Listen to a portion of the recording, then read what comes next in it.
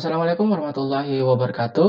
Hello everyone, perkenalkan nama saya Rifia Kalmahardika dan di video kali ini saya ingin memberikan tutorial bagaimana cara memasukkan data pretest dan posttest pada uji sampel paired sample t-test. Sebelum saya lanjut ke tutorialnya, di sini saya ingin memberikan beberapa sedikit penjelasan mengenai apa sih paired sample t-test dan pretest, data pretest dan posttest itu. Jadi paired sample t-test, data pretest dan posttest di sini merupakan pengujian yang digunakan untuk membandingkan selisih 2 min dari sampel yang berpasangan dengan asumsi data berdistribusi normal, yang mana sampel berpasangan berasal dari subjek yang sama dan setiap variabel diambil saat situasi dan keadaan yang berbeda. Jadi bisa tarik kesimpulan dari definisi tadi bahwa subjek yang dikenai pretest dan posttest di sini adalah subjek yang sama, dari kelompok yang sama, atau populasi yang sama. Yang mana subjek di sini dikenai sebuah treatment atau perlakuan, dan untuk mengukur apakah ada perbedaan setelah dilakukan treatment tadi, maka subjek tersebut harus diberikan sebuah pretest, yaitu tes sebelum treatment, dan post-test, yaitu tes setelah dikenai treatment.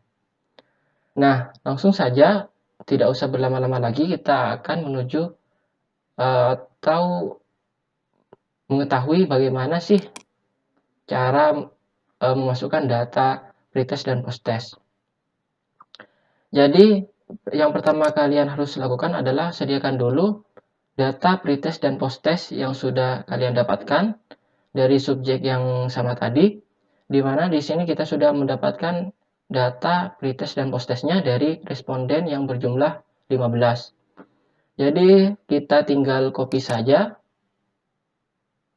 nilai-nilai pretest dan post-test ini ke Excel dulu agar lebih mudah untuk disalin ke aplikasi SPSS. Lalu setelah itu kita tinggal Ctrl V.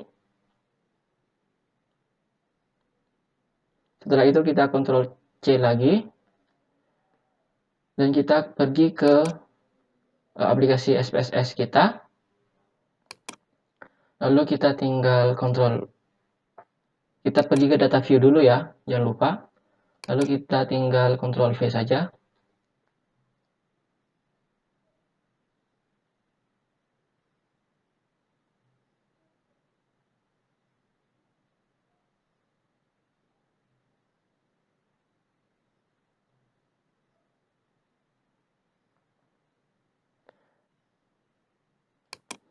Lalu setelah kita mengcopy atau mengubah deskripsi dari variable view dari dua variabel tadi, yaitu pretest dan posttest.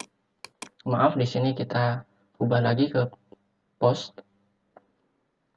Lalu setelah itu kita ke analyze, lalu kita ke compare means, dan kita pilih paired sample t-test.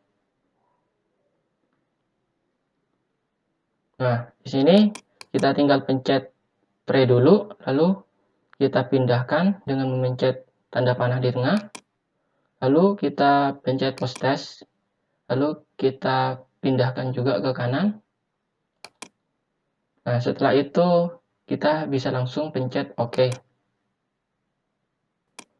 Nah, di sini sudah muncul ya teman-teman, tabel-tabel hasil dari analisa pretest dan posttest kita. Nah, di tabel pertama ini merupakan paired sample statistics, yang mana paired sample statistics ini merupakan deskriptif statistik dari pretest dan posttest yang kita dapatkan. Jadi di sini sudah ada hasil standard deviation dan juga standard error mean dari masing-masing pretest dan posttest. Jadi ini inti dari tabel ini merupakan deskriptif statistik dari pretest dan posttest kita. Lalu selanjutnya yaitu tabel yang kedua. Nah, tabel yang kedua ini merupakan paired sample correlation, yang mana tabel di sini menunjukkan apakah ada hubungan antara pretest dan posttest yang kita lakukan. Nah, kita fokus ke signifikansi di sini yaitu 0,109. Nah, apabila nilai signifikansi dari paired sample correlation ini lebih dari 0,05, maka bisa kita tarik kesimpulan bahwa tidak ada hubungan atau korelasi antara pretest dan posttest yang kita lakukan. Lalu lanjut kita akan ke tabel yang ketiga, yaitu tentang paired sample test. Nah, di sini kita fokus ke pojok di sini yaitu tentang significant to tell, yaitu nilai signifikansi dari pretest dan posttest yang kita lakukan seperti itu. Jadi untuk mengetahui atau mengambil keputusan dari hasil pretest dan posttest yang kita lakukan, maka kita kembali ke catatan ini, ke catatan kita, yaitu yang pertama, apabila nilai signifikansi to tell kurang dari 0,05, maka hal ini menunjukkan adanya perbedaan yang signifikan antara variabel awal dengan variabel akhir. Dan ini menunjukkan terdapat pengaruh yang bermakna terhadap perbedaan perlakuan yang diberikan pada masing-masing variabel. Sedangkan apabila nilai signifikansi to tell lebih dari 0,05, maka hal ini menunjukkan tidak terdapat perbedaan yang signifikan antara variabel awal dengan variabel akhir.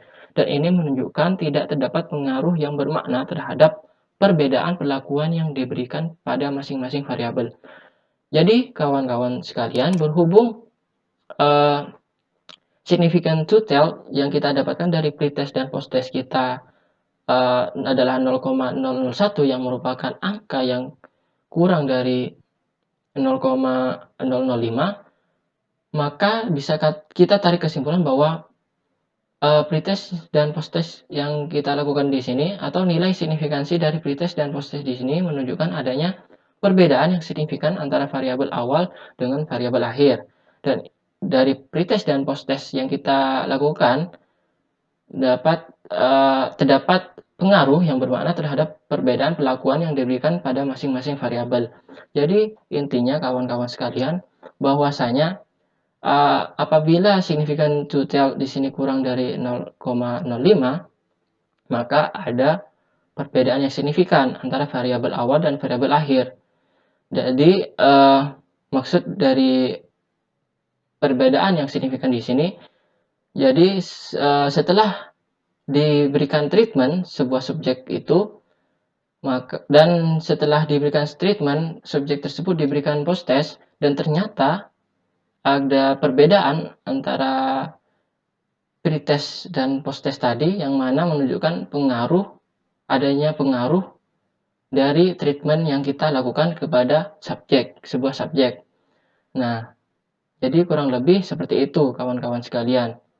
Jadi kita bisa tarik kesimpulan dari significant to tell yang didapatkan dari pretest dan posttest tadi, yaitu menunjukkan adanya perbedaan yang signifikan antara variabel awal dan variabel akhir setelah subjek yang dikenai pretest dan posttest tadi diberikan sebuah treatment atau perlakuan. Jadi mungkin hanya itu penjelasan dari tutorial saya di video ini, dan kurang lebihnya saya mohon maaf apabila ada tutur kata atau kesalahan berucap dari saya, dan apabila ada kesalahan dari penjelasan saya mohon maaf sebesar-besarnya. Terima kasih everyone, thank you very much. Wassalamualaikum warahmatullahi wabarakatuh.